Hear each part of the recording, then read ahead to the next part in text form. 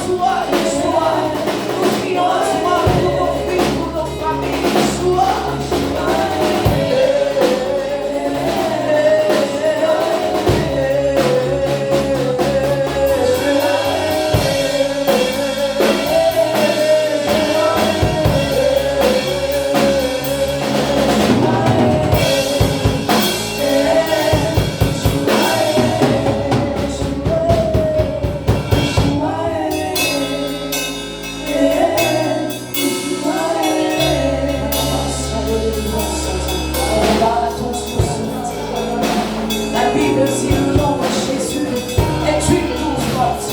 Le juste s'y réfugie dans la détresse. Oh, quel merveilleux nom tu nous as donné. Quel merveilleux nom tu nous as laissé. Quel merveilleux nom nous avons hérité. Oh, Jésus, Jésus, le plus beau des fils de l'homme. Jésus, Jésus, le nom élevé au-dessus de tous les noms.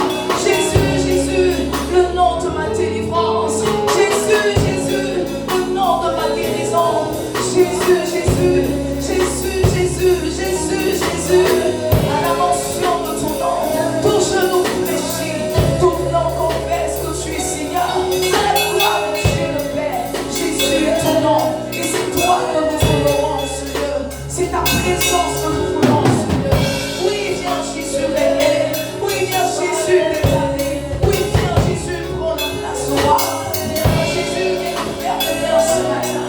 Viens Jésus, viens Jésus, viens Jésus, viens Jésus. Seigneur, nous te voulons. Jésus, nous te voulons, Seigneur. Nous te désirons, Seigneur. Merci pour ta grâce. Merci, Seigneur, pour ta grâce. Merci, Jésus, pour ta grâce. Merci, Jésus, pour ta grâce. Merci, Jésus, pour ta fidélité. Merci pour ton amour. Seigneur, nous voulons soumettre nos cœurs. Nous voulons soumettre nos pensées. Nous voulons soumettre toutes choses à nos autorités. Merci, Jésus, pour ta grâce. Oh, merci, Jésus, pour ta présence.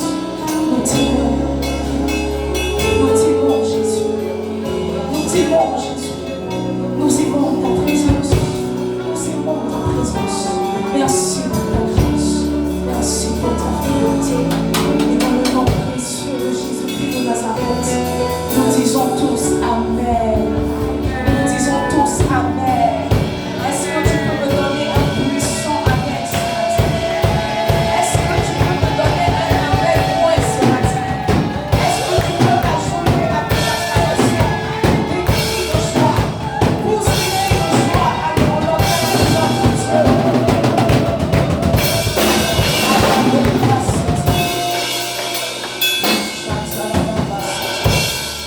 Salut ton frère, salut ton soeur. Dis-lui bonjour mon frère, dis-lui bonjour ma soeur. Comment tu vas? Comment a été ta semaine? J'espère que Dieu t'a fait du bien, n'est-ce pas? Alors tu vas te rasseoir dans sa présence. Nous sommes aujourd'hui dimanche, le premier mois de juin, n'est-ce pas? Et chaque mois, nous entamons un nouveau paiement. Et je crois que ce mois de juin, le Seigneur nous fera du bien. Dis à ton frère, le Seigneur nous fera du bien.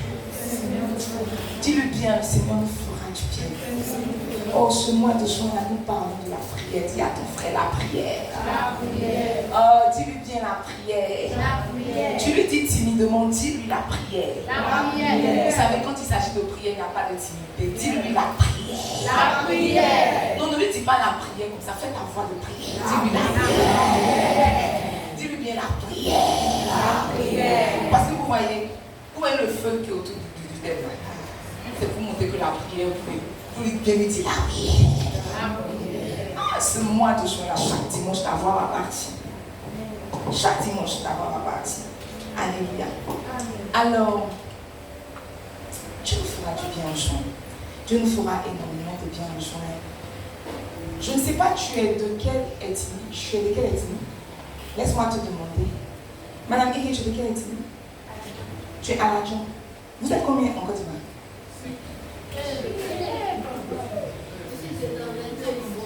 Vous êtes Aladjan. Aladjan, c'est quelle? Jacquesville. Ok. Jacquesville, d'accord. C'est quoi votre langue? Votre langue principale? C'est le français. Vous n'avez pas d'ethnie?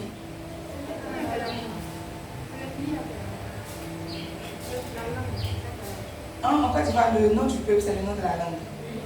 Genre les bébés parlent bébé. Ok, les Baoulés parlent Baoulé. Ok. Chez nous en France, c'est pas comme ça. Chez nous en France, il y a les Catalans. N'est-ce pas? Donc, je pensais qu'on était pareil. Mais vous ici, ton ethnie est ta langue est ton ethnie. Ok, vous parlez à l'adjoint. Donc, d'accord. Proto, vous êtes quoi? Tu es quoi? Tu es Annie. Ton ethnie c'est Annie, votre langue c'est Annie. Ok. Votre nourriture principale c'est quoi? Futunyam. Banane. Et quoi? Moudro. Babasou.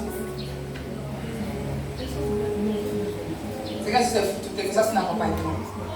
Ou votre plat principal c'est quoi? Poisson. Poisson en sauce. Sauce claire. On dit pas c'est ça. Sauce. Ou même, c'est pas ça votre sauce. C'est pas ça votre nourriture. Votre nourriture c'est quoi? C'est sauce claire et poisson. Ok. Le second quoi tu fais quoi? Attila l'épée. Et bimbe. Ok. Attila l'épée. C'est pas votre nourriture principale. C'est Dieu-Gossé. Dieu-Gossé. Puis votre nom c'est Ati. Maintenant, demande à ton frère. Bon, ne lui demande pas d'amour, à faire plaisir. Nous sommes du royaume, n'est-ce pas? Si nous sommes du royaume, nous sommes censés avoir une langue et une ethnie. Maintenant, demande à ton frère, ton ethnie du royaume, c'est laquelle? Vous lui demandez dans tout le royaume, là, tu es quelle ethnie et vous parlez quelle langue? Israël, toi tu es quoi? Tu es quoi? Gauthier. Gossi. Roussi. Tu es quoi? Burkinabé. Tu es Burkinabé? Ah, tu ressembles pas à Burkinabé. Ah bon? J'en apprends des choses aujourd'hui. Votre langue c'est quoi? Roussi. C'est le groupe Boussi. Boussi. Et puis votre nourriture c'est quoi? Poulet flambé. Riz sous-marin. Après c'est à restaurant ici, on dit au Burkina, dès que tu vas au Burkina, on dit c'est riz sous-marin et poulet flambé. On n'est jamais parti. On sait ce qui sert que qu'on mange, n'est-ce pas? Vous voyez, chaque peuple a sa langue. Chaque peuple a son ethnie. Alors que je préparais ce message, j'étais en train de poser la question, Seigneur. Je me demandais, au fait, la prière, c'est vrai que nous parlons de prière. Mais si nous ne comprenons pas c'est quoi exactement la prière, nous serons en train de tout le temps avoir des chrétiens qui prient et qui ne prient pas, qui commencent à prier et qui s'arrêtent de prier. Vous voyez, j'ai fait un peu comme un parallèle. Quand on va à l'école, on commence par le primaire, après on va au collège, après on va au lycée, et puis après on va dans les hautes sphères. Maintenant, la différence entre le collège et le lycée, c'est qu'il y a des spécialités, n'est-ce pas? C'est comme si le collège était pratiquement le tronc commun. Mais à partir du moment que tu rentres au lycée, on te donne la latitude de choisir plus ou moins ta spécialité. Donc c'est à partir du lycée qu'on te demande de choisir ta deuxième langue, par exemple, ta deuxième langue vivante. D'autres ont pris espagnol, d'autres ont pris allemand, n'est-ce pas? D'autres ont pris chinois. Ta deuxième langue vivante. Et au fur et à mesure que tu avances dans les études, tu te rends compte que on te met, quand tu finis, c'est ça la troisième, quand tu finis la troisième, on t'oriente soit en A, soit en C, en D, soit en AC. C'est AC. Et puis c'est en terminale que D, en première. Donc vous voyez qu'au fur et à mesure qu'on avance dans le cursus scolaire, il y a des spécialités, il y a des spécificités qui s'imposent à nous. Et vous voyez, même en médecine, tout le monde commence la médecine par le tronc commun. On commence tous, on commence comme c'était médecin. Ils commencent tous par le tronc commun. Et puis après un certain temps, ils commencent à se spécialiser. Donc quand on dit que quelqu'un est généraliste, c'est qu'il a fait la médecine vraiment générale.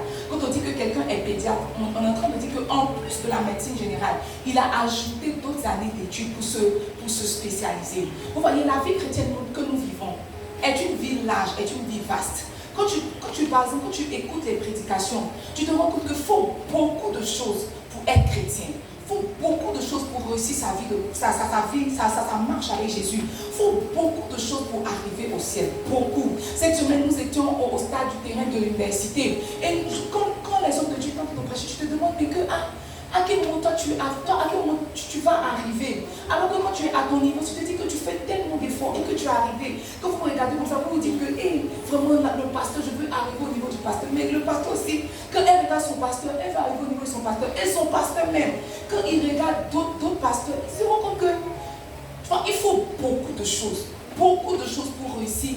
Beaucoup de choses pour réussir sa vie spirituelle. Quand le pasteur Mohamed prêchait, je me demandais, sa Bible là c'est quoi? C'est lui, c'est faux. Mais c'est pourquoi? Parce que lui second que nous lisons, il n'y a pas lui second qui décortique. Regardez comment le pasteur Yvan a décortiquer l'histoire de Corneille. Mais connaissez Actes des Apôtres là. Moi j'ai lu Actes des Apôtres jusqu'à je vous ai fait tous lire Actes des Apôtres, jusqu'à je vous ai fait apprendre Actes des Apôtres par cœur. Mais de la manière dont ils ont décortiqué, tu te rends compte que, mais toi tu es en train de faire quoi dans ta vie même? Je ne sais pas, tu fais quoi dans la vie? Tu es en train de partir où tu te poses des questions. Et tu te rends compte qu'il faut beaucoup de choses pour réussir sa vie spirituelle. Il faut beaucoup de choses pour réussir sa vie spirituelle. On peut avoir plusieurs ingrédients. On peut avoir plusieurs éléments pour réussir sa vie spirituelle. Mais vous voyez, la principale, c'est la prière. La principale, c'est la prière. Quelqu'un qu'on oriente en série scientifique et qui cartonne en français, en anglais et en langue, va échouer lamentablement. Pourquoi? Parce que chacune des spécificités a une matière dans laquelle tu dois cartonner. En fait, c'est la matière là qui compte tout. C'est la matière là qui compte. Je suis sûr que tu n'es pas de ceux qui comptaient sur EPS pour boucher leur moyenne.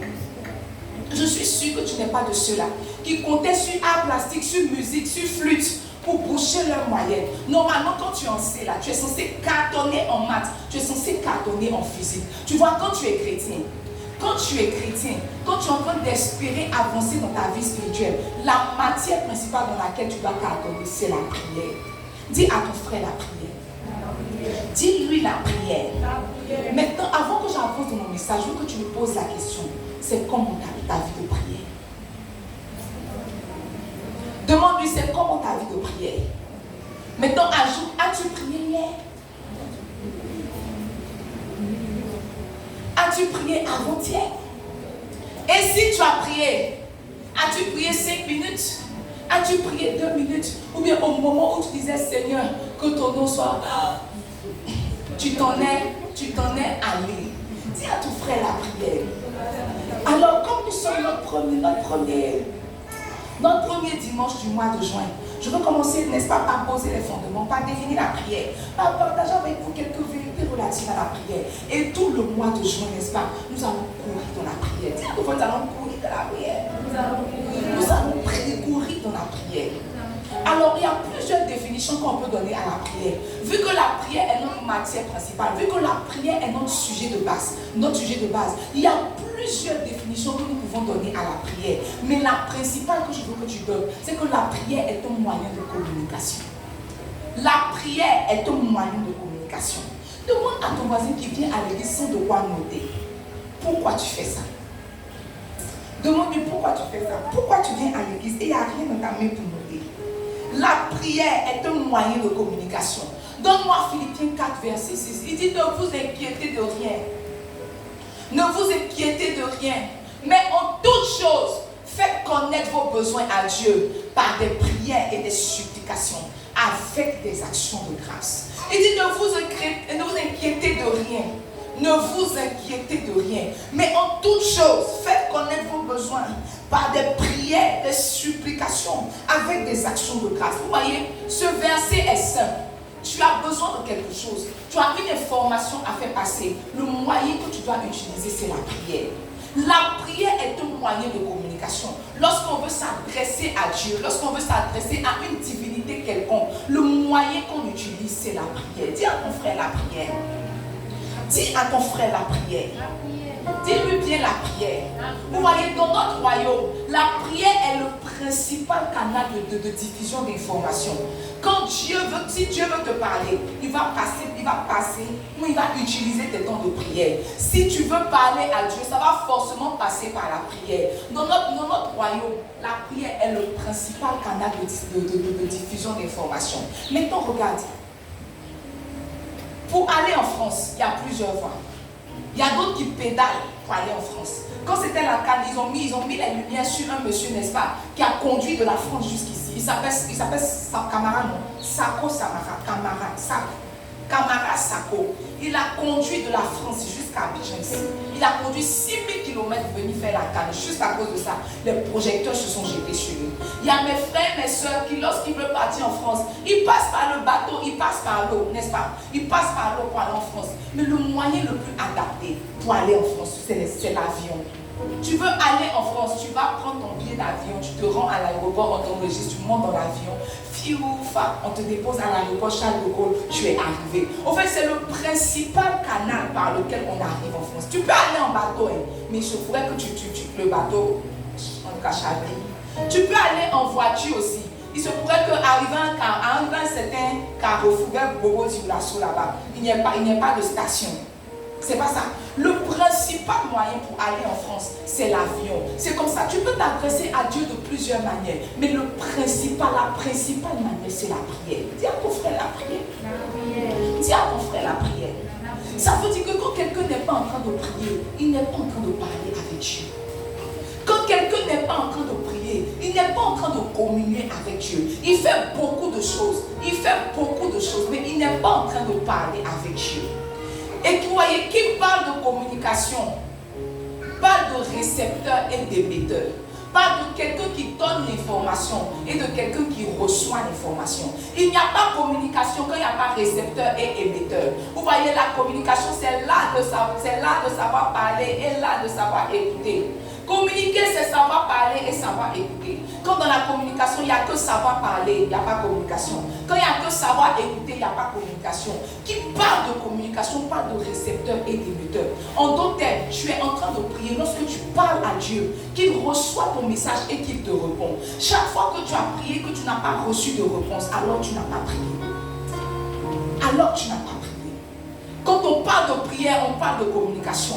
Quand on parle de communication, on parle de réciprocité. Chaque fois que tu es dans la présence de Dieu d'après toi et que tu es en train de prier jusqu'à tes larmes coulent, mais que tu ressens, on te demande qu'a dit Dieu, tu dis que rien, tu n'as pas prié, c'est toi qui as parlé, mais il n'y a pas eu prière. Quand il y a prière, il y a échange. Un parle, l'autre répond. Un parle, l'autre répond. Un parle, l'autre répond. Souvenons-nous, lorsque Dieu se révélait à Samuel dans le temple, il a appelé Samuel. Aussi longtemps que Samuel ne répondait pas, me voici, la conversation n'allait pas commencer. Comment se fait-il que toi tu rentres dans la présence de Dieu, tu parles, tu n'entends rien et tu dis Amen. Oh, la prière était chaude aujourd'hui. Dis-lui, tu n'as pas prié. Dis-lui, tu n'as pas prié. Dieu lui-même a attendu que Samuel donne une réponse pour continuer de parler. Tu es le seul qui, quand il parle à Dieu, qui ne fait que parler. Seigneur, aie ma voiture. Seigneur, merci pour ma vie. Seigneur, aie demain. Seigneur, oh, toi qui entends les prières. Oh, je t'invoque. Oh, je t'adore. Tu es le plus élevé, tu es le plus beau. Et je veux finir par te dire que je t'aime. Oh, quelle présence de Dieu. Tu as un peu de chair de poule. Tu dis que Dieu était là. Regarde ton frère, c'est Doïm. Il dit c'est Doïm. C'est Doïm. Quand on parle de prière, on parle de réciprocité. Quand il n'y a pas réciprocité, il n'y a pas prière. C'est toi qui parles, mais il n'y a pas prière. C'est toi qui parles, mais il n'y a pas prière. Prière, il y a récepteur et il y a émetteur. Et vous voyez, pour évaluer l'importance d'une chose, on voit combien de fois on la présente.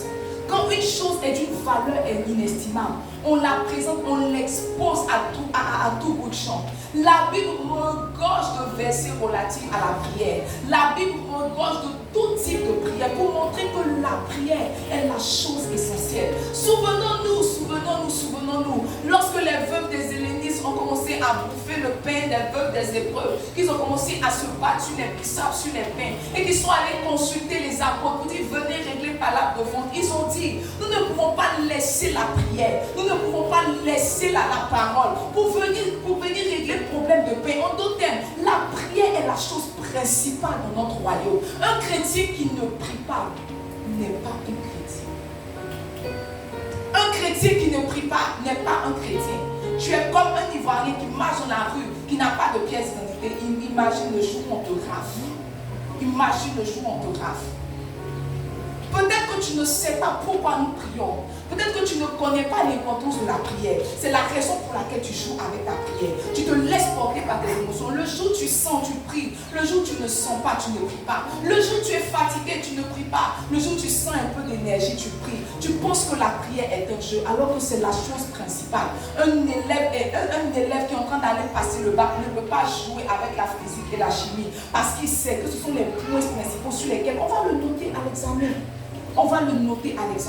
C'est vrai, nous tous, on va faire épreuve physique, mais épreuve physique n'a jamais donné bac à quelqu'un. Jamais. Quand tu regardes tes points, tu vois que tu as cartonné soit en maths, soit en physique. alors on dit que tu as eu un bac D, alors on dit que tu as eu un bac C.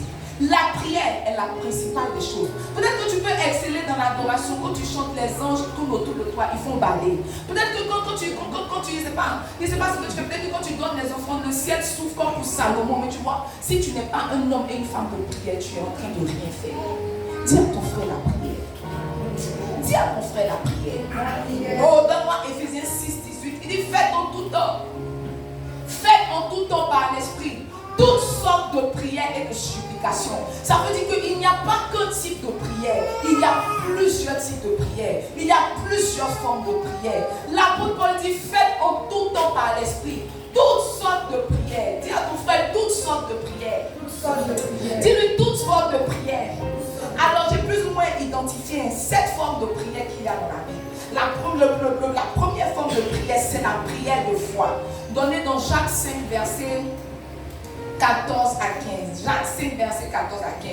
La Bible, c'est Jacques qui parle. Il dit, car quelqu'un parmi vous est-il malade, qu'il appelle les anciens de l'église et que les anciens prient pour lui en loignant Dieu au nom du Seigneur. Verset 15. Et la prière de la foi sauvera le malade et le Seigneur le relèvera et il sera commis. Et s'il a commis pardon des péchés, il lui sera pardonné. La première forme de prière que nous identifions dans la Bible, c'est la prière de la foi.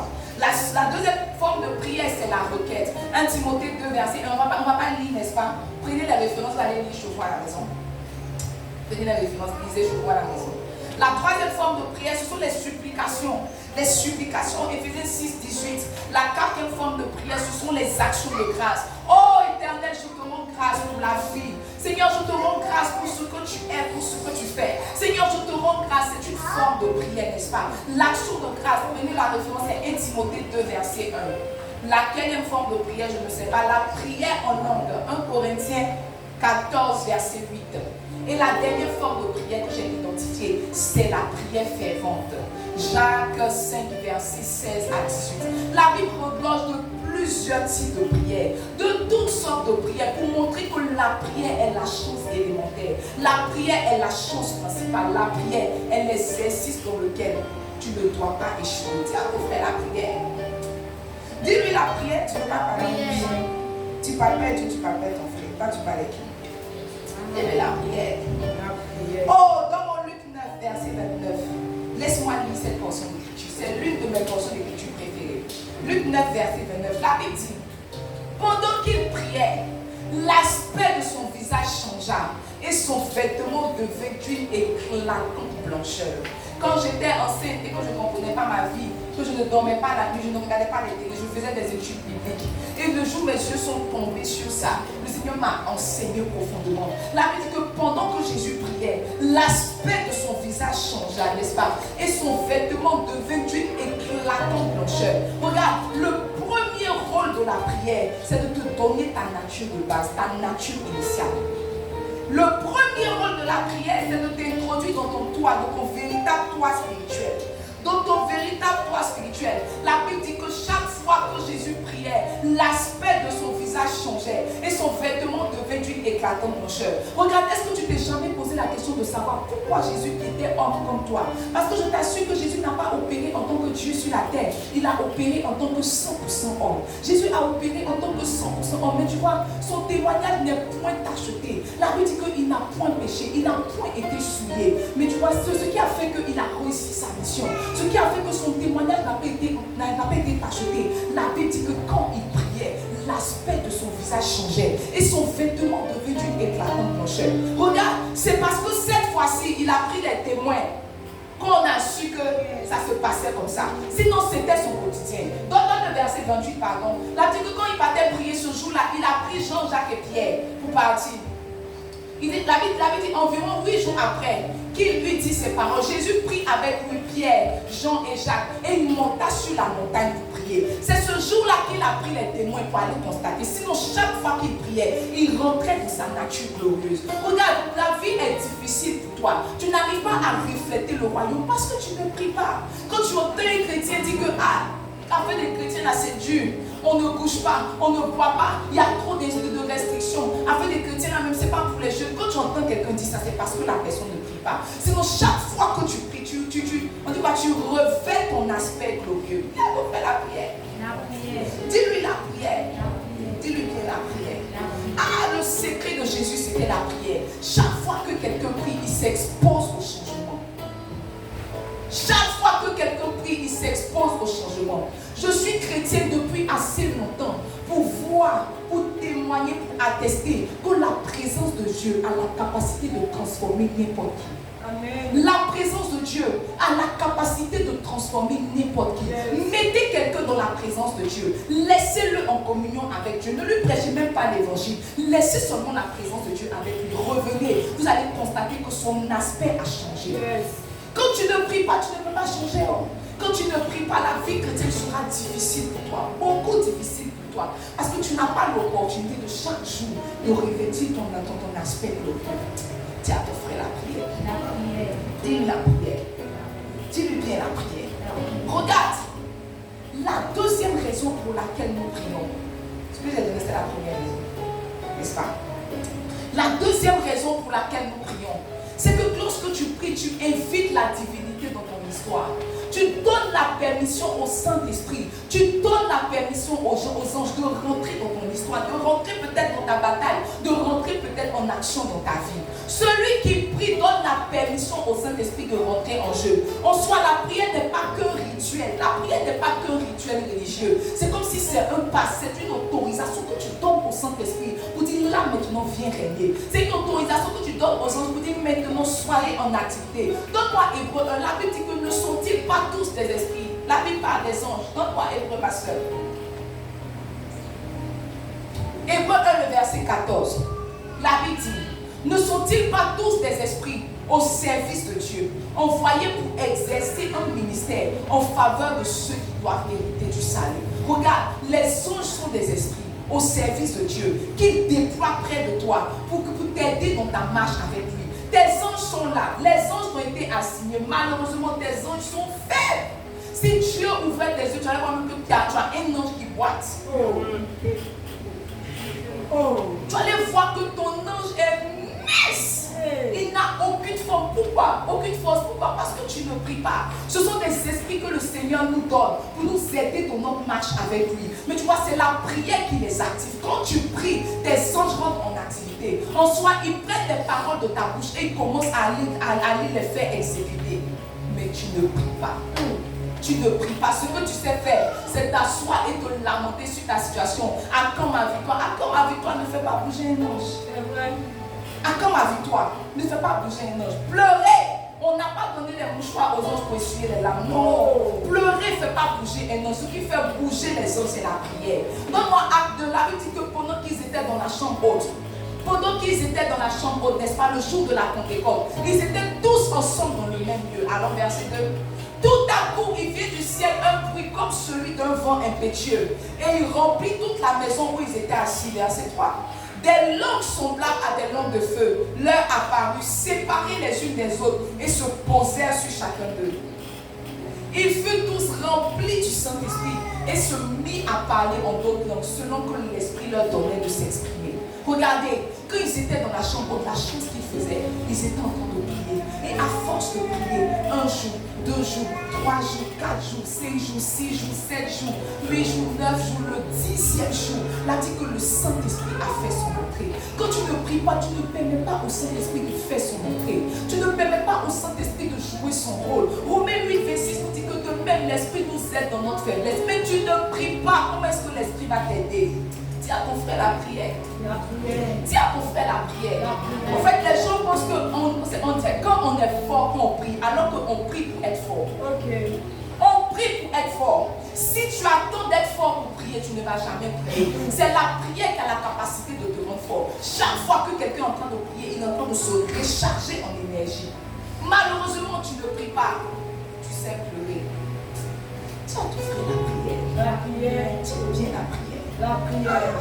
Chaque fois que quelqu'un prie, il est en train d'inviter la divinité dans son humanité. Tu invites la divinité dans ton humanité. Au cas où tu ne sais pas, ce n'est pas prévu pour un humain d'aller au ciel. Le ciel là, ce n'est pas pour les humains. Le ciel, c'est pour les esprits. Et en tant qu'être humain, tu ne peux pas y arriver. Mais chaque fois que tu pries, comme Jésus, tu revêts ton corps glorieux. Alors tu es éligible pour aller. Les charnels n'y vont pas. C'est pour les spirituels. C'est pour les spirituels. Tiens, tu ferais la prière. La prière. Dis-lui la prière. La prière. Oh, la troisième raison pour laquelle nous prions, c'est que chaque fois que quelqu'un est en train de prier, il télécharge la volonté de Dieu pour lui sur la terre. Il télécharge la volonté de Dieu pour lui sur la terre. Regarde, il n'y a pas pire tragédie que de marcher en dehors de la volonté de Dieu pour soi.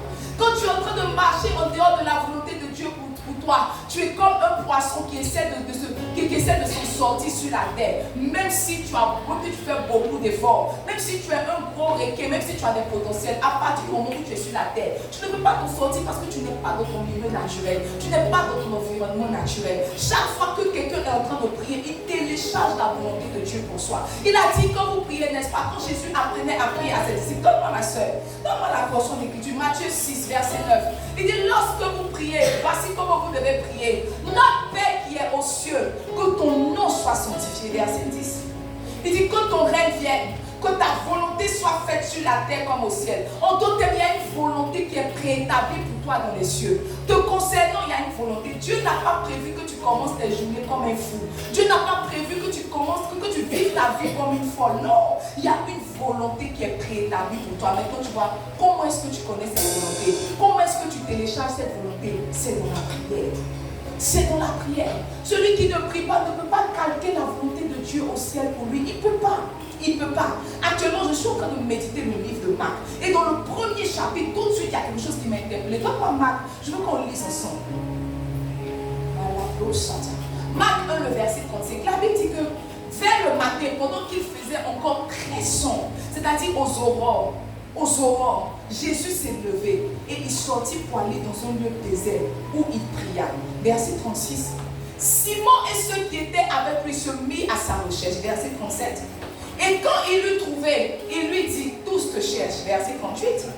Il leur répondit, allons ailleurs, dans les bourgades voisines, afin que j'y prêche aussi, car c'est pour cela que je suis sorti.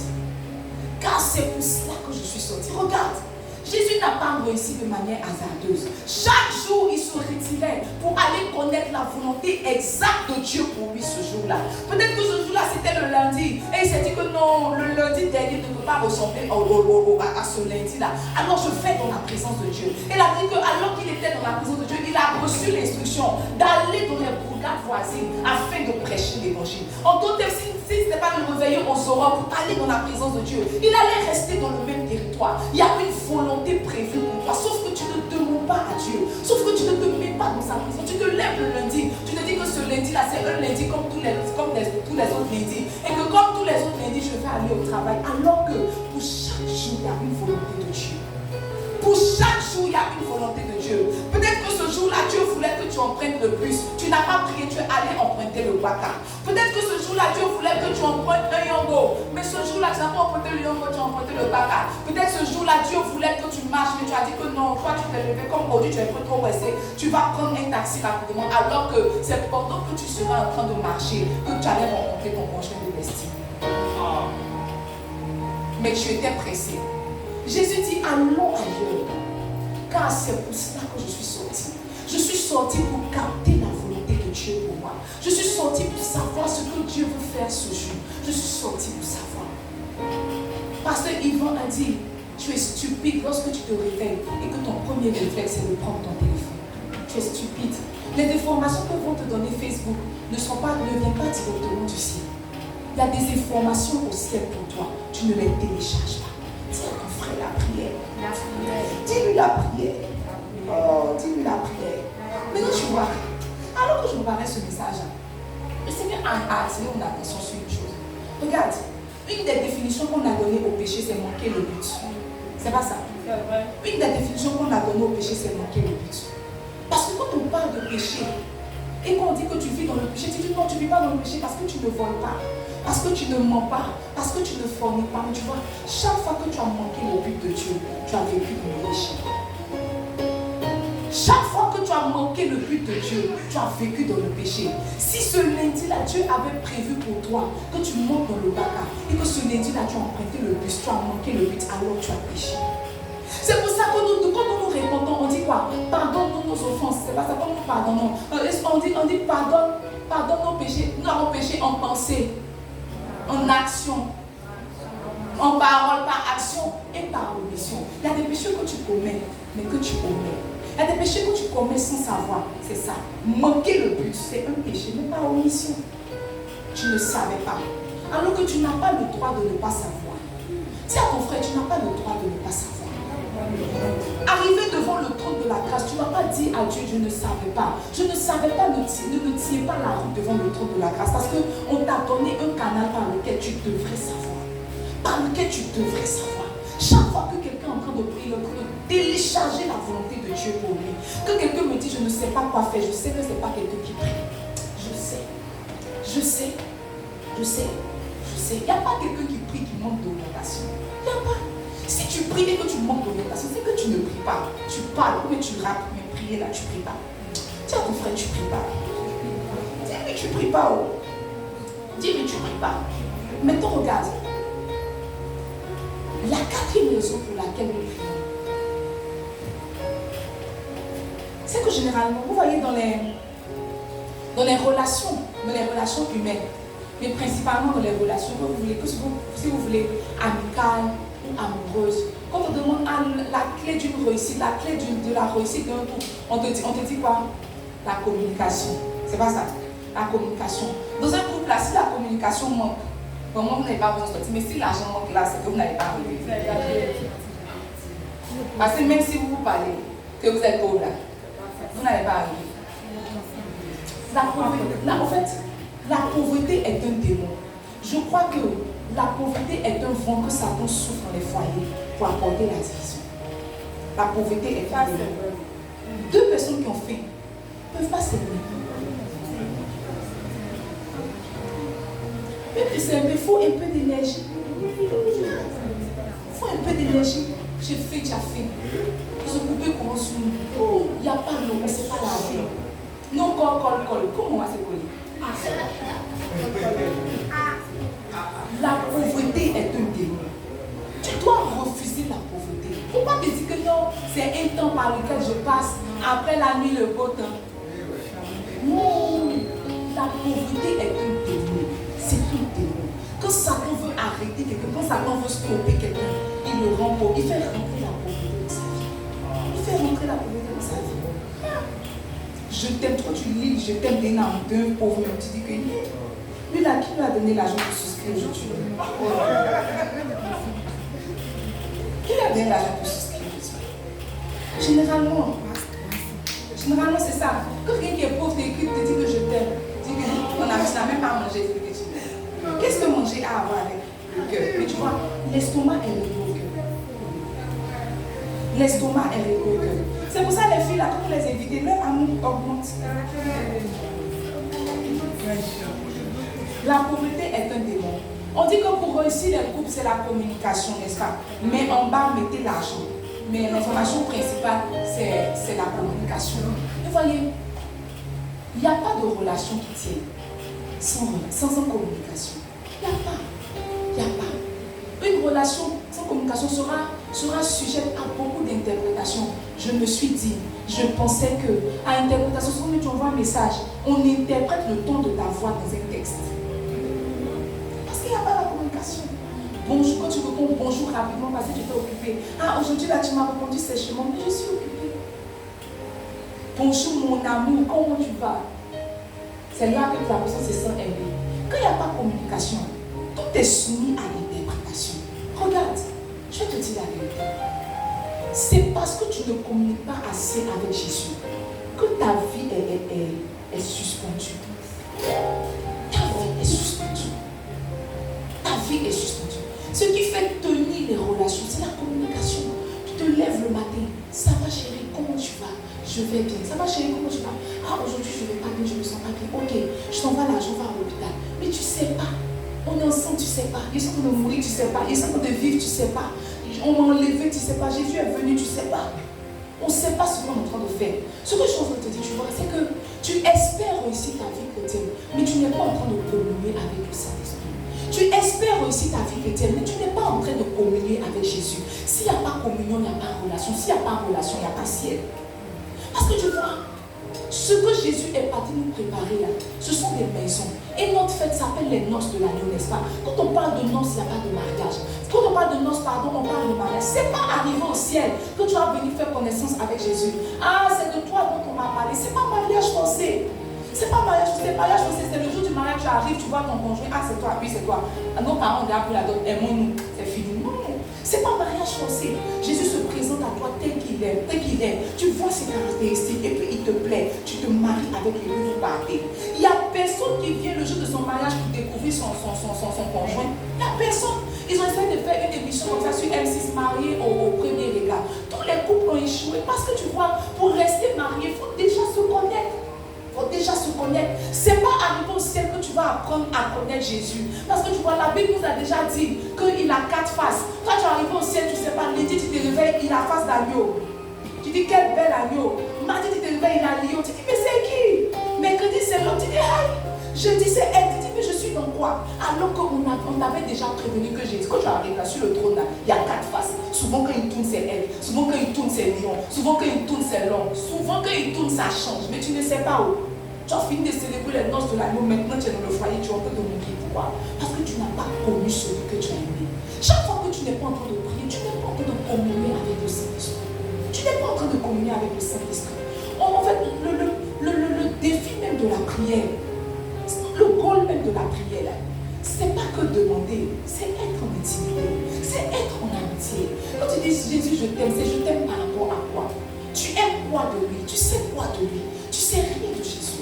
Si je te demande de la seule chose que tu me disais, Jean 3,16, qu'il est mort, il est ressuscité, c'est tout. Mais tu ne sais pas Jésus, en fait tu ne connais pas son cœur. C'est dans l'amitié que le Saint-Esprit te révèle le cœur de Jésus. C'est dans l'amitié que tu peux voir le cœur de Jésus par pourquoi. C'est dans l'amitié que l'intimité se forme. Tu vois Jésus, tu connais ses sentiments, tu connais ses intentions, tu sais ce qu'il fait, ce qu'il veut faire cette saison. Regarde, quelqu'un qui ne prie pas est toujours dépaysé. Quelqu'un qui ne prie pas est toujours déphasé. Le ciel est à gauche, il est à droite. Il ne connaît pas l'actualité du ciel. Il ne sait pas ce qui se passe. Il ne sait pas dans cette saison on est dans quoi. Il ne sait pas ni les saisons. Il ne sait pas ni l'atmosphère. Parce qu'il n'est pas en intimité. Normalement, quand tu es en intimité, tu reçois les informations. Comment on dit ça? Au chaud.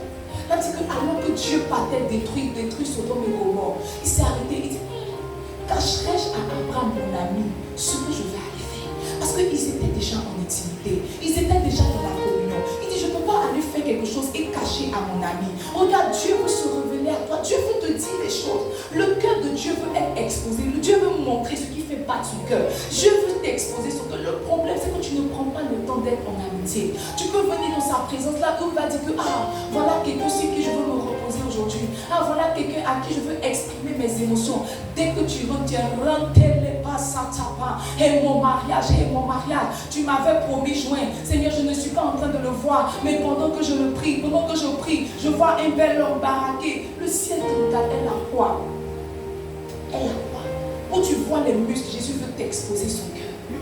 Jésus veut t'exposer son cœur. Souvenons-nous quand il partait au jardin de Gethsémane, n'est-ce pas? Il a dit à ses disciples, regardez, mon âme est triste jusqu'à la mort.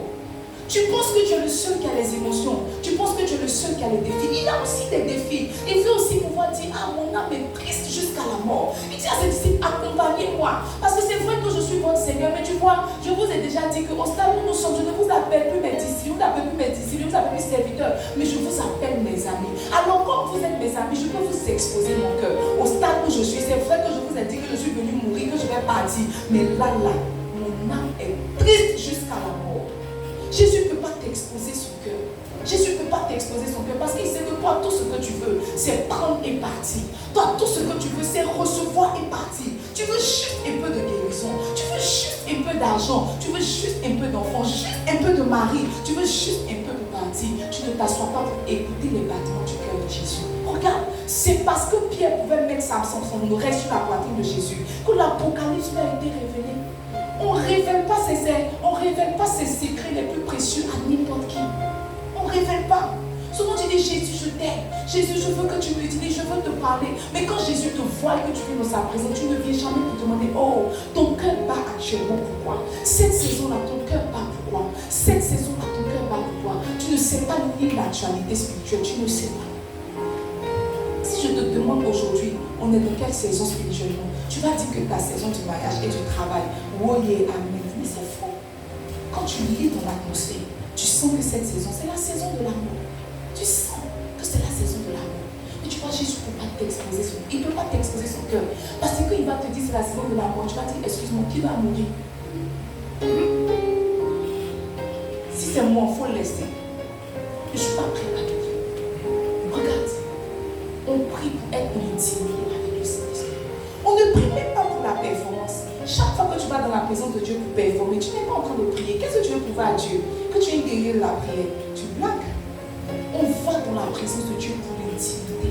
On va dans la présence de Dieu pour l'intimité. Si chaque fois que tu as ton copain, tu as ton mari, pardon, et que dès qu'il te voit naître, il dit chérie, couchons ensemble. Chérie, couchons ensemble. Chérie, à un moment, tu vas te sentir utilisé. Tu ne vas pas te sentir aimé. Parce que tu vois, même avant le rapport sexuel, il y a un peu de causerie. On souffle un peu dans ta tête. On te demande comment a été ta journée. On te blague un peu.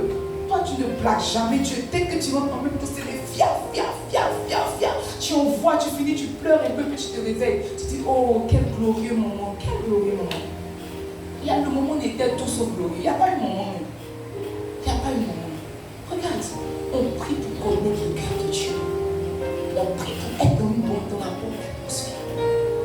Quand je vous vois servir, quand je vous vois chanter, quand je vous vois prester, je sais que vous ne connaissez pas le cœur de Dieu. Parce que tu vois, le cantique même que tu choisis pour venir chanter là, nous montre que tu n'as pas prié. Parce que pour chaque culte, Dieu a quelque chose qu'il veut faire. Et c'est en fonction de ça qu'il te dit que ce jour-là, chante ce cantique-là. Ce jour-là, peut-être qu'aujourd'hui je suis venu guéri, alors chante ce cantique-là. Lorsque tu seras en train de chanter, je vais relâcher un vent de guérison. Non, quand toi tu arrives, c'est il est ressuscité. Mais nous on va faire quoi? Nous on acclame. Parce que nous-mêmes aussi, on ne sait pas lire. Toi aussi tu ne sais pas lire. Tu ne sais pas lire, nous aussi on ne sait pas lire. Maintenant, s'il y a quelqu'un un peu qui sait un peu lire dans l'atmosphère, qu'il voit que toi tu as fait résurrection, que Jésus est en train de demander la mort là, qu'il est assis là, tu dis, si tu ne te lèves pas, c'est que tu danses ailleurs. Si tu ne te lèves pas, tu es en train de faire culpabiliser la personne, alors que c'est toi qui n'es pas dans l'actualité céleste. Je ne te vois pas louer. Allez, loue ton Dieu, loue ton Dieu. Regarde, quand le mot est chic, on dit aux gens de s'élever. Eux-mêmes ils s'élèvent. Eux-mêmes ils s'élèvent. Eux-mêmes ils s'élèvent. On ne sait pas lire l'atmosphère. On ne sait pas lire l'atmosphère. Il n'y a pas quelqu'un qui prie, qui est pris au dépourvu. Quelqu'un qui prie n'est jamais surpris. Il n'y a aucune situation qui prend au dépourvu. Quelqu'un qui prie. Parce que dans le spirituel, il a déjà senti. Dieu lui a déjà dit. Il dit, cacherai-je à Abraham ce que je vais faire? Est-ce que je vais cacher à Abraham ce que je vais faire? Est-ce que je vais cacher à Abraham ce que je vais faire? Pourquoi Dieu te cache ce qu'il va faire? Parce qu'il sait que même il te dit pas toi. Tu t'en fous. Tu t'en fous. Faut dire à ton frère la prière. Dis bien la prière. Ah, dis-lui la prière. La prière. Que quelqu'un ne prie pas. Il rate ses saisons. Il rate ses saisons. Quand c'est la saison des études, il fait la saison des amours.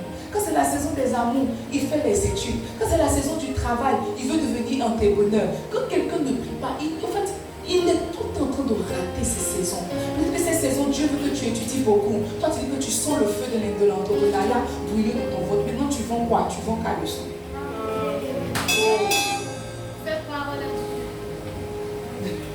Quand, en fait, tu ne sais pas lire dans l'atmosphère. Il y a des moments où Dieu veut juste que tu t'asseyes et que tu apprennes. Il y a des moments où Dieu veut juste que tu avales le rouleau. Toi, tu dis non, tu sens que c'est la saison de ton appel. Tu veux être exposé, tu luttes le micro. Tu luttes le micro. Maintenant, quand la saison de l'exposition arrive et que maintenant on te dispose un micro, tout ce que tu sors, c'est la mort. Tout ce que tu sors, c'est la mort. Tout ce que tu sors, c'est la mort. J'étais à une prière et le conducteur a fait sortir un verset. Et quand il a fait sortir le verset, on a crié wouh! Maintenant, il faut laisser le verset tel qu'il est. Non, il veut décortiquer.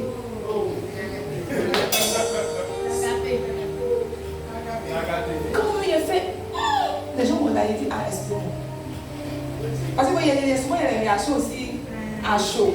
Quand il a fait, il dit, hey, c'est pas bon. Bon, c'est ça. C'est pas que c'est pas ça, mais c'était pas dans le. Bon, c'était pas ça. En tout cas, le verset qu'il a donné, c'était pas ça. Et en plus, il a menti sur le verset. Il a menti dans le verset. Il dit le fruit de l'esprit. Prenons dans ton Romain. La Bible dit j'ai crié Galates. Parce que c'est Galates. Je me suis dit que peut-être tu vois souvent tu fais une petite erreur, mais c'est quand il a décortiqué, il a vu que ce n'était pas erreur. C'est pas ça. Que c'est la période d'apprendre, tu veux être exposé. Que c'est la période d'être exposé. C'est moi qui dis que, mais je vais dire quoi? Tu vas dire quoi? Tu vas dire ce que tu vas dire. Tu ne sais pas lire l'atmosphère. Tu ne sais pas sentir, tu ne sens pas, tu ne flaires pas. Tout te surprend. Quelqu'un meurt. Oh, pourquoi si tôt Dieu voulait te dire. Mais tu n'as pas su. Dis à ton frère la prière. Dis à ton frère la prière. Dis-lui bien la prière.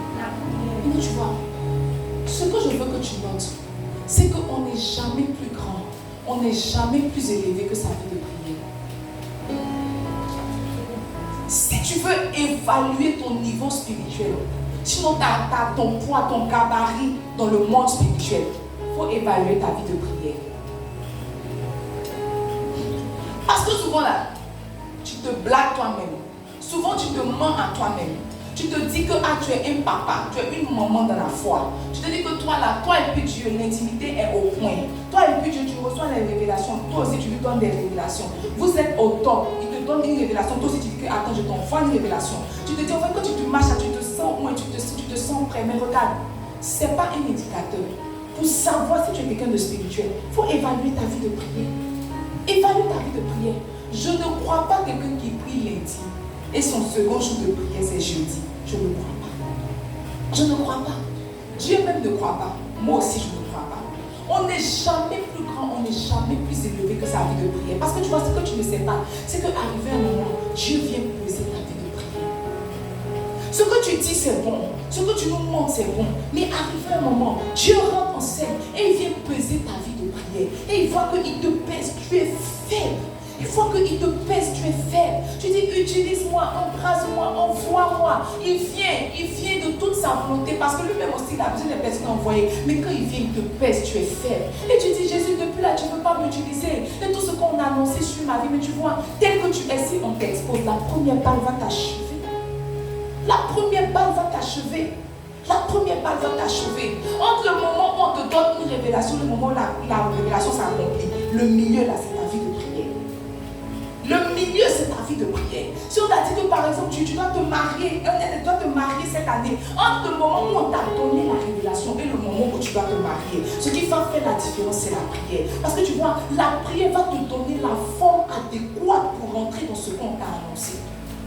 Mais tu ne pries pas, tu ne pries pas, tu ne pries pas, tu ne pries pas. Tu penses que tu t'assois et les choses de Dieu viennent à toi. C'est faux. C'est archi faux. On n'est jamais plus grand, on n'est jamais plus élevé que sa vie de prière. En d'autres termes, si tu pries 5 minutes, tu es faible dans le royaume. Si tu pries 10 minutes, tu es faible dans le royaume. Si tu pries une fois par semaine, tu es faible dans le royaume. Tout ce que Dieu peut faire avec toi, c'est te protéger. C'est tout ce qu'il peut faire. Tout ce qu'il peut faire. On n'est jamais plus grand que sa vie de prière. Regarde. C'est l'absence de prière qui engendre la dépression. Il n'y a pas quelqu'un qui prie qui est déprimé. Il n'y a pas quelqu'un qui rentre dans la présence de Dieu, qui rentre amer, qui rentre fatigué, qui rentre épuisé, qui n'en peut plus, qui rentre dans la présence de Dieu et puis qui ressort tel qu'il est venu. C'est faux. C'est l'absence de prière qui fait que tu es dépressif, qui fait que tu as l'amertume. Toi, depuis, tu ne guéris pas. Depuis, on t'a blessé, on a donné ses réveils. Toi, ta plaie ne guérit pas. Pourquoi? Parce que tu ne t'exposes pas à la présence de Dieu. C'est le manque de prière qui te rend charnel. Souvent, tu es là, tu dis que on veut résister, mais la musique du monde là aussi, ils savent taper la batterie, ils savent que c'est pas facile à résister. Regarde, c'est parce que tu ne pries pas. C'est parce que tu ne pries pas. Pourquoi tu ne pries pas? Regarde, tu ne pries pas. Donne-moi Matthieu 26, verset 38 à 39. Quand Jésus était arrivé au stade de sa vie, où il était faible, où il était dans la dépression, Quand il est arrivé au stade de sa vie où ses émotions avaient commencé à prendre le contrôle, où ses émotions avaient commencé à prendre le dessus, la Bible dit il a dit à ses disciples, mon âme est triste jusqu'à la mort. Restez ici et veillez avec moi. Il n'a pas dit que, oh attendez, je vais pleurer, ça ne va pas, je m'en vais bientôt. Oh, il dit restez ici et veillez avec moi. Il a dit restez ici, veillez avec moi. Dans le verset 39, il a dit que puis ayant fait quelques pas en avant, il se jeta sur sa face et pria. Et pria. Toi, dans tes temps de détresse, tu appelles les gens pour pleurer. Mais qui veut écouter quelqu'un qui pleure? Mais pourtant, il faut dire la vérité. Même si on a dit que je suis ton pasteur, il faut avoir pitié de moi. Il faut avoir pitié de moi. Il faut y avoir quelqu'un qui m'envoie une note vocale 21 minutes. Je lui ai répondu en parler. Au moment là, je vais écrire. Je vais jamais écouter. Il faut avoir pitié de moi. C'est vrai que c'est mon travail. C'est vrai que le rôle du berger, c'est de perdre les brebis. Mais brebis, toi aussi. Brebis, toi aussi. Notre vocal victime, il vient dire que la messe, c'est pas tout, je me reviens le soir. Regarde. Regarde. 21 minutes. Et dans 21 minutes, tu vas pas me dire l'essentiel. Tu vas me dire la partie où C'est le détail. S'il y a un métier qui est difficile, c'est le métier de pasteur. C'est le métier de pasteur. Regarde, quand Jésus était dans ces temps de souffrance, la Bible dit qu'il est allé quelque part. Il s'est jeté sur sa face et il a commencé à prier. Peut-être que je suis ton pasteur, mais je n'ai pas la solution. Ton pasteur même cherche la solution. Ton pasteur cherche la solution. Moi-même, je cherche les clés du royaume. Quand tu viens m'expliquer tout ce que je peux faire pour toi, c'est te conseiller avec la sagesse de Dieu. Et dans mes temps de prière, porter ton sujet vers le trône de la grâce. Mais toi, tu veux que toi, tu vas me donner tes fardeaux. Moi, je vais partir ça. Toi, tu vas manger dans la vie. Tu pries pour ton sujet. Moi aussi, je viens, comment on dit ça, en renfort. Seigneur, souviens-toi d'elle. Entends ses prières. Même quand il dit entends ses prières, le ciel va dire quelle prière. Le ciel va dire quelle prière. Quand elle t'a expliqué comme ça, là, c'est fini. En fait, dans l'esprit des gens, dès qu'ils t'expliquent leurs problèmes, c'est comme s'ils t'ont fait la passe. Comme s'ils t'ont fait la passe. Comme s'ils t'ont fait la passe. C'est-à-dire qu'il s'est jeté, il est parti prier. Il a parlé à son père. Il dit, mon père, s'il est possible que cette coupe s'éloigne de moi. Toutefois, non pas ce que je veux, mais ce que tu veux. Que les gens viennent comme ça, donc de me voir. La mère, tu penses que c'est quoi mon appel? Regardez les questions que vous me posez. La mère, tu penses que c'est quoi mon appel? Ton appel, c'est acclamer. Je ne sais pas, je ne sais pas. Moi, je te demande, mais toi, mais qu'est-ce que tu penses? Ah, moi, je ne sais pas, hein. Mais tu toi-même, ton appel le concerné, tu ne sais pas. Moi. C'est-à-dire que moi, quand il m'assoit, Seigneur, c'est quoi l'appel de Manu? C'est quoi l'appel de M. Tomba? C'est quoi l'appel de Géco? C'est quoi l'appel de Grâce? Seigneur, leur appel. Seigneur, leur appel. Seigneur, leur appel. Ah. En plus de ça, tu vas demander que je prie pour la croissance. Parce que toi, la croissance de l'église ne t'intéresse pas. Éviter ne t'intéresse pas. Évangéliser ne t'intéresse pas. Ce qui t'intéresse, c'est que de prendre tes fardeaux, en plus des fardeaux de l'église, et puis de marcher avec. Et marcher ça. Si en plus de ça, de temps en temps, tu me donnais les petits coca, ça allait me fortifier. Mais même les coca, tu viens prendre. Même les coca, tu viens prendre. Même les coca, tu viens prendre. Non seulement tu me donnes ton fardeau et tu m'arraches un peu d'eau, quelque part pour me fortifier. Je crois que les pasteurs seront très élevés au ciel. Je crois. Je crois. Il dit, mon Père, s'il est possible que tu éloignes de moi cette coupe. Toutefois, non pas ce que je veux, mais ce que tu veux. Regarde, Jacques a résumé. Il dit, quelqu'un parmi vous souffre, qu'il prie. Il a résumé. Il dit, quelqu'un parmi vous souffre, qu'il prie. Il n'a qu'à prier. Il n'a qu'à prier. La solution à la souffrance, c'est la prière. La solution à la souffrance, c'est la prière. Là, toutes les fois où tu expliques ce que tu veux, c'est la raison. Tu veux donner ton fardeau, c'est tout. Sinon, si tu souffres et que tu te mets dans la présence de Dieu comme Jésus, il n'y a pas de raison qu'on ne voit pas des anges pour te fortifier. Parce que c'est le travail des anges. Venir t'aider. Mais tu ne pries pas, tu ne pries pas, tu ne pries pas. Chaque fois que tu me donnes ton fardeau et que mon fardeau augmente, tu augmentes aussi mon assistance angélique. Parce qu'on a besoin de beaucoup d'anges pour tenir. De beaucoup d'anges pour tenir. Tu n'es jamais plus grand, plus élevé que ta vie de prière. Jamais. Jamais. Si tu es ici, que tu pries peut-être 10 minutes, 20 minutes, 30 minutes, 40 minutes, et tu ne vas pas arriver. Où on s'en va là? Tu ne vas pas arriver.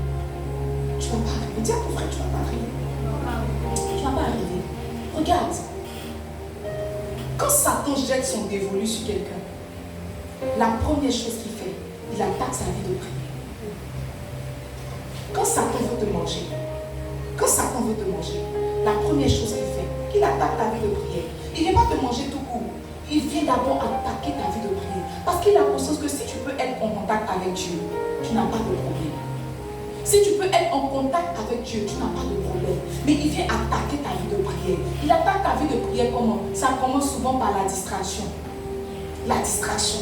Un peu de scroller, un peu de tout ça commence par la distraction. Maintenant, là où il achève les femmes, où Satan achève les femmes, c'est dans l'amertume. Tu as fait quelque chose à une femme, elle dort, elle se réveille encore de son cœur. Une semaine passe, elle vient t'expliquer la même chose. C'est pour ça que les femmes sont des êtres très spirituels, mais c'est comme ça si Satan éteint les spiritualités. Quand Satan veut t'attaquer, il attaque ta vie de prière. Soit il te distrait, soit il te rend amer. Il n'y a personne qui est amer qui peut prier. Il n'y a personne qui est amer qui veut méditer. Parce que chaque fois que tu es amer, que tu rentres dans la présence de Dieu, ton âme, tu commences à se signaler. Ton âme, tu commences à taper fort. C'est moi, je suis là.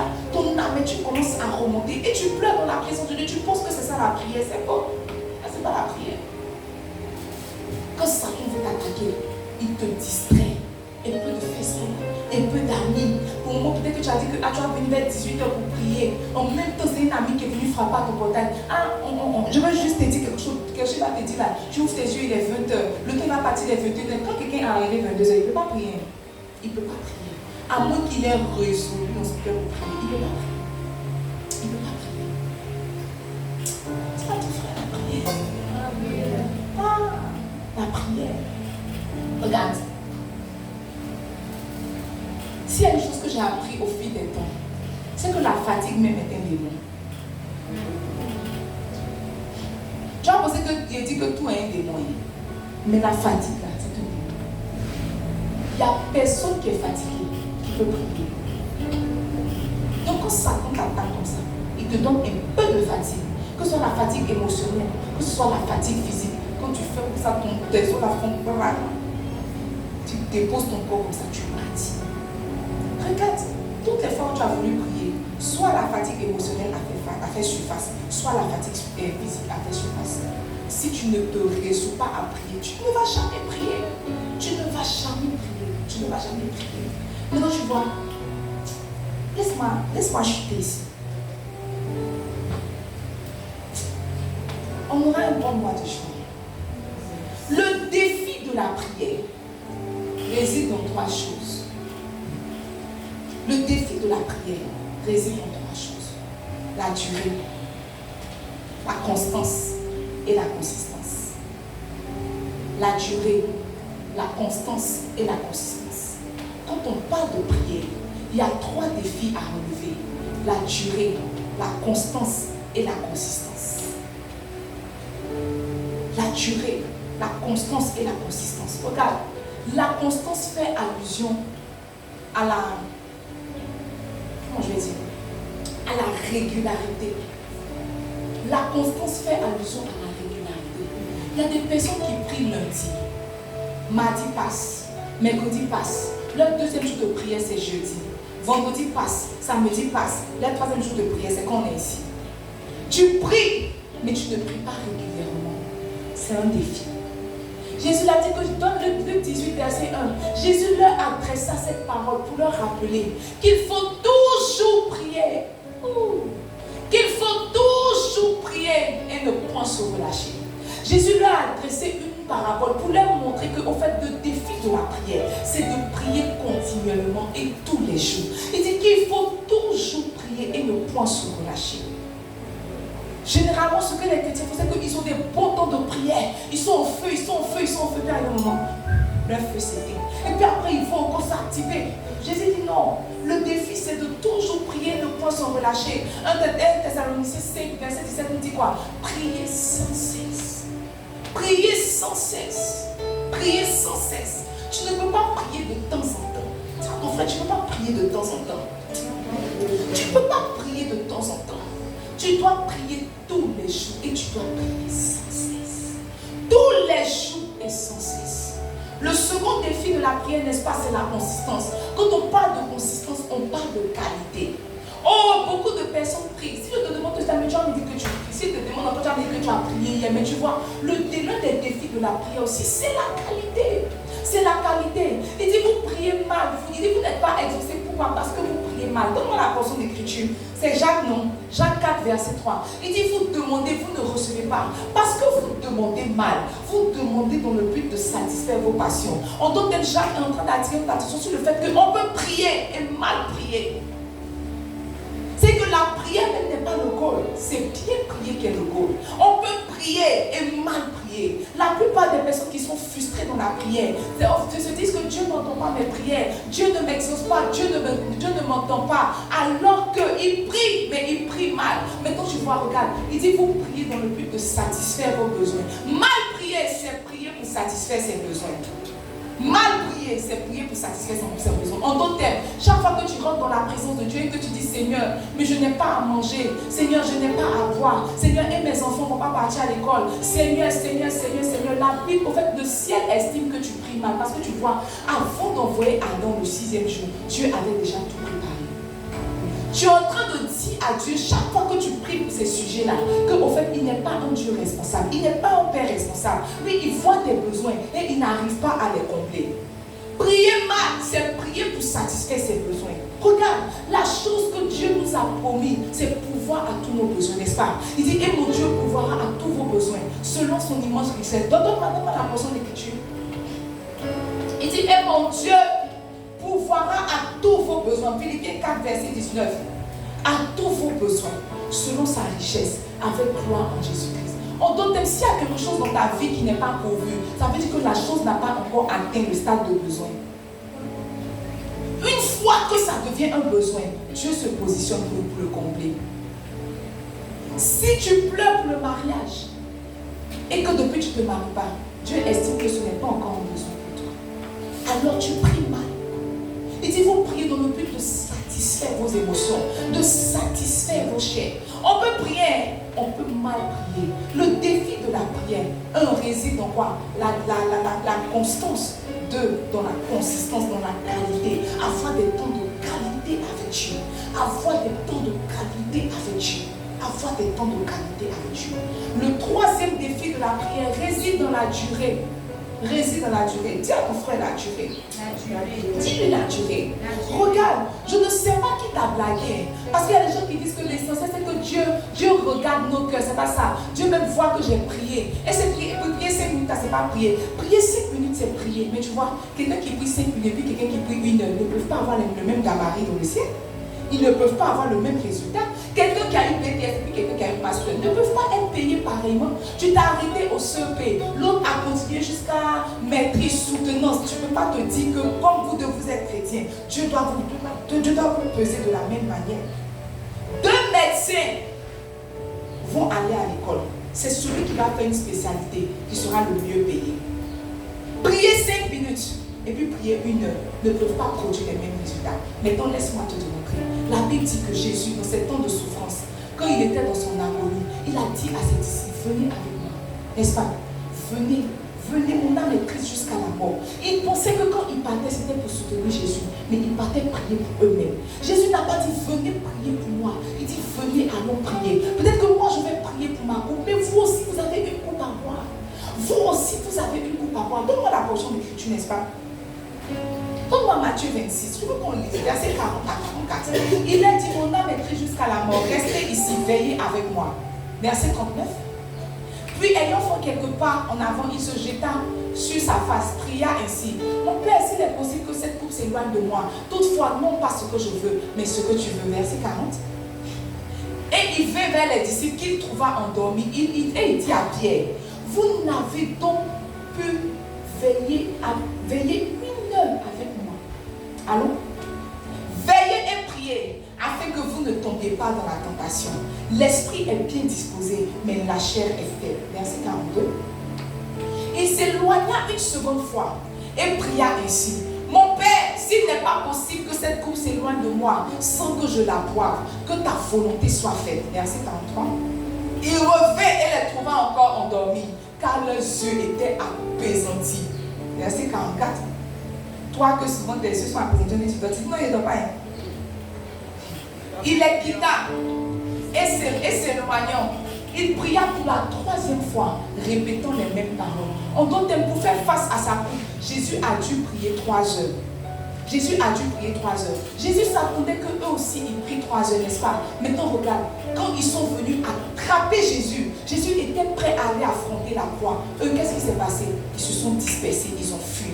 Ce qui fait que tu fuis devant les épreuves, c'est que tu ne pries pas longtemps. Tu ne laisses pas la prière télécharger la force spirituelle en toi. Tu ne laisses pas. En partant prier, il dit venez veiller avec moi. Il n'a pas dit venez veiller pour moi. Il dit venez veiller avec moi. Toutes les fois qu'on te demande de venir prier, tu penses qu'on te demande de venir prier pour moi. Tu penses qu'on te demande de venir prier pour l'église. L'église là, que tu pries, que tu ne pries pas, c'est Jésus qui bâtit son église. Mais tu vois, chaque fois que tu es en train de prier, tu dois toi-même télécharger une dimension. Parce que tu vois, quand on attrape le maître, on est censé attraper les brebis.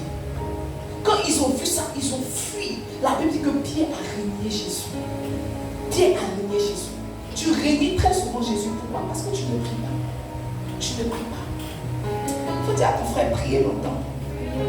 Dis-lui, priez longtemps. Priez longtemps. Le défi des longues prières, c'est l'endurance. C'est l'endurance. Je peux t'assurer que si toi, tu n'arrives pas à prier ne serait-ce qu'une petite heure, tu n'as pas d'avenir dans le royaume. Jésus était étonné de ce que ses disciples ne pouvaient même pas tenir une seule heure.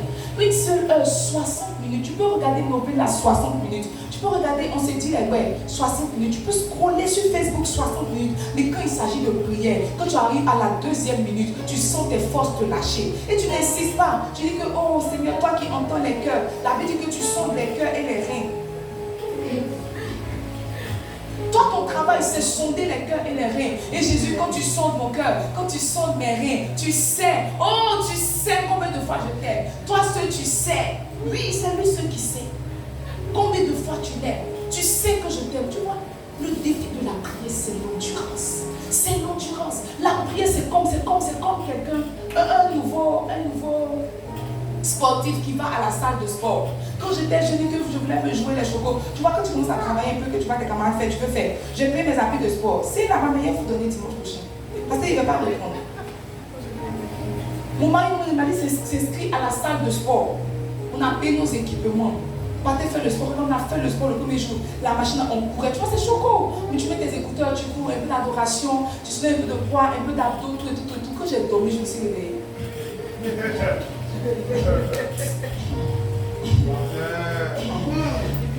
Regarde, tu veux faire ton pied comme ça pour descendre. Ce jour-là, dans mon cœur, j'ai maudit mon mari pour la hauteur du lit. Non, il est trop haut. Tu dis quand tu veux faire comme ça. Il dit, mais attends, qu'est-ce qui se passe? Tu veux faire comme ça, ton ventre est contracté. Je dis, mais c'est quoi? On est dans quoi? Mais tu vois, le muscle, le corps s'éduque. Plus ça te fait mal, plus tu es censé insister. Parce qu'on éduque son corps. Toi, tu penses que ton corps va accepter d'être maltraité et puis va t'acclamer. On éduque son corps. En fait, les poids que tu soulèves là, c'est une pression que tu exerces sur le muscle jusqu'à ce que le muscle comprenne que, oh, c'est sa nouvelle dimension. Il s'adapte. Au début, quand je soulève mon fils elle était pratiquement 5 kilos. Au début que le soulève comme ça, ma mère a fait, mais maintenant qu'elle le soulève, elle ne sent pas. Pourquoi? Parce que ma main s'est adaptée. Normalement, quand tu vas commencer à prier, tu vas sentir une heure à parler à quelqu'un que tu ne vois pas. C'est pas facile. Tu parles à quelqu'un, tu ne le vois pas, tu ne sens pas, tu ne vois rien. Ça a commencé, la lumière était éteinte, c'est fini, la lumière était éteinte. Il n'y a même pas petite luciole qui est passée pour dire que je suis avec toi, rien. Tu pries sur une heure, tu es découragé. Au lieu, tu as essayé 15 minutes, tu n'as pas pu et tu laisses. Tu as essayé 30 minutes, tu n'as pas pu, tu laisses. Non, c'est d'insister parce qu'on éduque son corps. C'est d'insister maintenant, mon nouveau caca de prière. Il faisait 3 heures, maintenant il veut aller à 4 heures. Il veut aller à 4 heures. Insister, mais les premières heures n'étaient pas faciles. Tu pries. Maintenant, mais 1 heure passe comme ça, fier. 2 heures passent comme ça, fier. 3 heures passent comme ça, fier. La dernière fois, je suis partie en fait, j'ai commencé à prier. Quand j'ai ouvert mes yeux, il était 19 heures. J'ai dit, mais dis donc, ma chérie, tu es rentrée quelque part. Je dis, merci population. Hier, on est venu prier. mes collaboratrices m'ont abandonné comme des masses. Elles m'ont abandonné. Quand j'ai fini dans mon message, j'ai pris encore jusqu'à 5 heures du matin. Puis j'ai mis, je descends. Tu sais, on éduque son corps. On éduque sa chair. On le force, on la force. Tu dis à ton corps, maintenant au nouveau niveau, c'est 1 heure ou rien, tu mets ton chrono. Tu pries jusqu'à quand tu es content que le chrono n'a pas encore sonné, tu es dedans. Tu parles. Peut-être que tu as dit non de ta maman 50 fois, non de ton papa 50 fois, mais tu vois, tu es en train d'éduquer ton corps. Tu te demandes qu'est-ce que je vais dire à Dieu pendant 1 heure, mais prie pour moi. Tu peux prier pour moi si tu n'as pas de sujet de prière, tu donnes des sujets de prière. Tu peux prier pour moi, tu peux prier pour la croissance de l'église, tu peux prier pour les finances, tu peux prier pour la CE depuis qu'il ne veut pas faire les travaux pour qu'on soit dans le climatisé. C'est un sujet de prière. Il y a beaucoup de sujets de prière. Tu ne pries pas parce que tu n'as pas de sujet, non. Laisse-moi t'en donner. Quand tu vas revenir dimanche prochain, il y aura des sujets au tableau. Tu prends un petit temps chez toi. Le défi, c'est d'habituer ton corps à prier minimum 1 heure. On fait les veillées ici les vendredis, tous les jours. On dit, venez, on va prier. Tu penses qu'on veut gâcher ton week-end. Venez, on va prier. Tu penses qu'on veut gâcher ton week-end. Non, on veut exercer ton corps à la prière. Dis à ton frère ce mois de juin. Dis-le ce mois de juin. Tu seras un prieur émérite. Ce mois de juin, tu vas prier comme jamais. Dis-le ce mois de juin. Un esprit de prière va tomber sur toi. Dis-lui, un esprit de prière va tomber sur toi. Oh mes amis, on devient fort et incontournable dans une chose qu'on fait tous les jours. On devient fort et incontournable dans une chose qu'on fait tous les jours. Je te mets au défi de prier tous les jours. Tu vas voir si ta vie spirituelle ne va pas changer. Je te mets au défi de prier tous les jours. Tu vas voir si la qualité même de ta relation avec Dieu ne va pas prendre en compte. Ce matin, je veux que tu pries. Nous avons posé les fondements sur la prière. Tout ce que je veux que tu demandes à Dieu, c'est un esprit de prière. Dis Seigneur, ce mois de juin et jusqu'à la fin de mes jours, qu'un esprit de prière tombe sur moi. Que je sois une femme de prière, que je sois un homme de prière, que la prière ne soit plus un fardeau pour moi, que la prière ne soit plus une corvée pour moi, mais que je sois un homme, que je sois une femme de prière. Est-ce que quelqu'un peut parler à Dieu ce matin? Est-ce que quelqu'un peut parler à Dieu ce matin? La tabose, les qui la va soupali à la voce. Ah, ce matin, alors que tu pries, un esprit de prière tombe sur toi. Un esprit de prière tombe sur toi. Un esprit de prière tombe sur toi. La capacité de prier t'est donnée. La capacité de prier t'est donnée. Toi qui priais 10 minutes, reçois la capacité de prier 1 heure. Toi qui priais 30 minutes, le Seigneur t'étire ce matin. Masura qui capacite la vie à quand des grosses santé. Rantilika la soute de l'evas, à la basse santé. Rekita basota. Letelefraya diva, soupania tava, santé le vila kataba. Reçois ce matin l'esprit de prière. Reçois l'aide du Saint-Esprit. La Bible dit que l'Esprit intercède pour nous. L'Esprit intercède pour nous. Reçois l'esprit de prière. La capacité de prier. La capacité de prier. La capacité de prier régulièrement. La capacité de prier longtemps. La capacité de prier. Des prières de qualité. Prie, prie, prie, prie. Masura katava. Retirika malasuta la basata.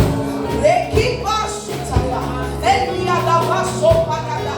Alors que nous prions ce matin, tu relâches sur nous un esprit de prière. Un esprit de prière. Un esprit de prière. Masula kalabosa. Rekita tatala bosa talaba sataba. Lekita pana tunga ya de bosa teleba sata. Et bosa ya bosa taba.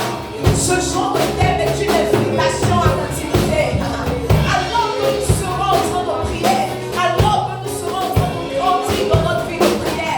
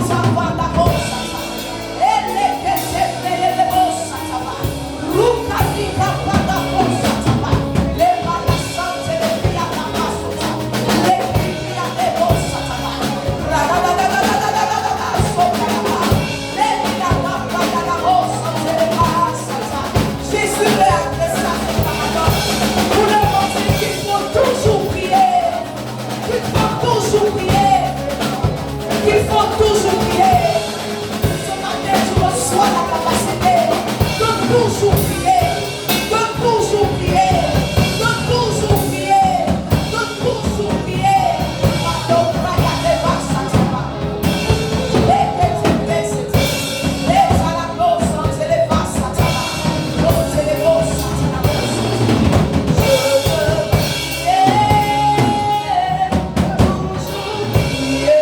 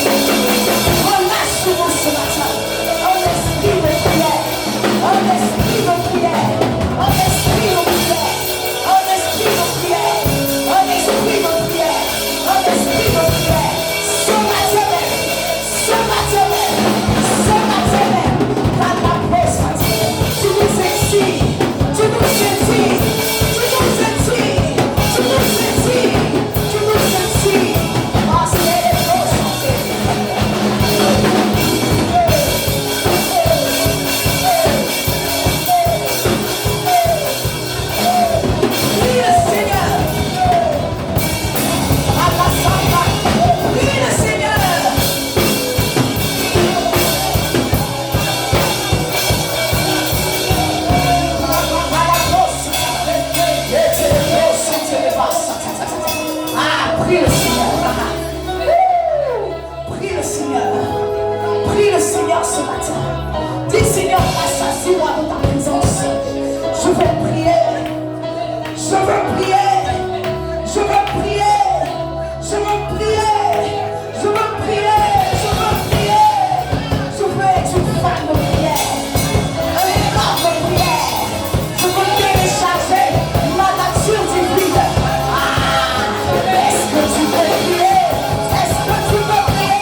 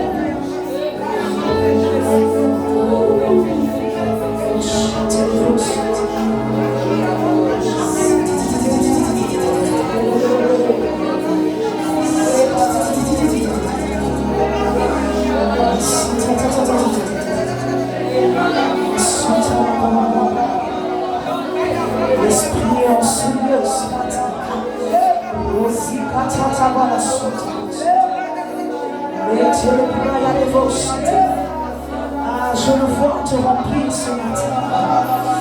La coupe de quelqu'un est en train de déborder ce matin. Moi, soukali avoir sauté.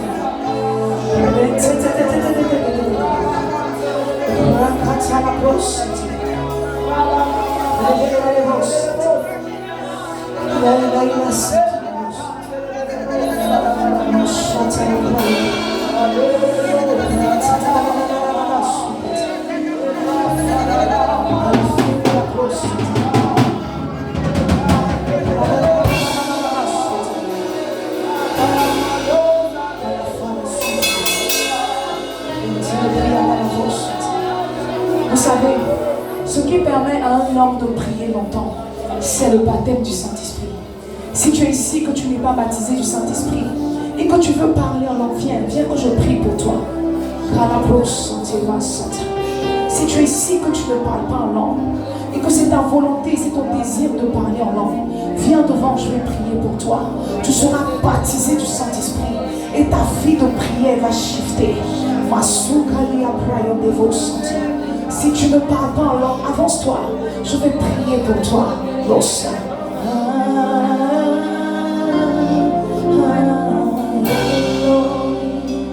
Si tu ne parles pas en langue, avance.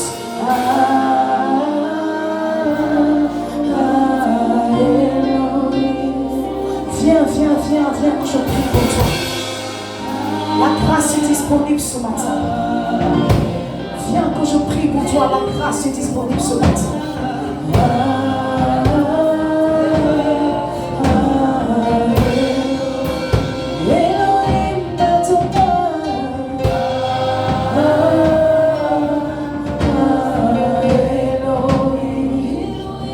Seigneur, merci. Merci pour ce vent de prière que tu as relâché dans nos vies. Merci pour nos feux que tu as allumés. Merci pour nos brasiers que tu as réinitialisés.